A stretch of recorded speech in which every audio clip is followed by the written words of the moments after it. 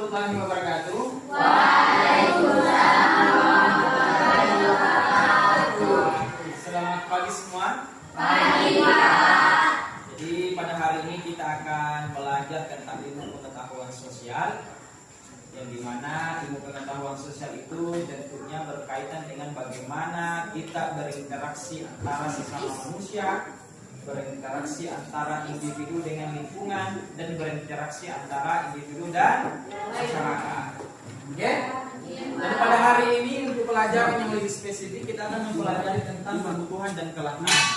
Dengan adik-adik tahu tidak apa itu kebutuhan? Kebutuhan adalah segala sesuatu yang harus dipenuhi manusia untuk mempertahankan hidup dan mencapai sejahtera. Ya, betul ya. Jadi kebutuhan adalah segala sesuatu yang harus dipenuhi manusia untuk mempertahankan hidup dan mencapai kesejahteraan. Contohnya seperti apa itu? Makan, minum, pakaian dan lain-lain. Ya. Nah, karena mengapa pakaian termasuk? Kenapa makanan termasuk? Karena kita tidak akan bisa hidup ketika kita tidak makan. Kita tidak akan bisa hidup ketika kita tidak. Kenapa di dalam jenis-jenis kebutuhan ada 3? Yang pertama itu berdasarkan intensitasnya, yaitu yang pertama kebutuhan apa? Ya, kebutuhan primer atau kebutuhan pokok. Ya, kebutuhan pokok ini maksudnya kebutuhan yang betul-betul harus kita penuhi.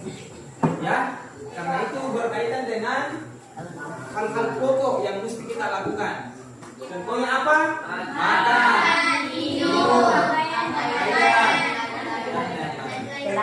Oke, selain makanan, minum, pakaian, apa kira-kira yang lain? Tidak, maksudnya yang lain yang berkaitan dengan kebutuhan primer. Apa yang harus kalian punya di situ?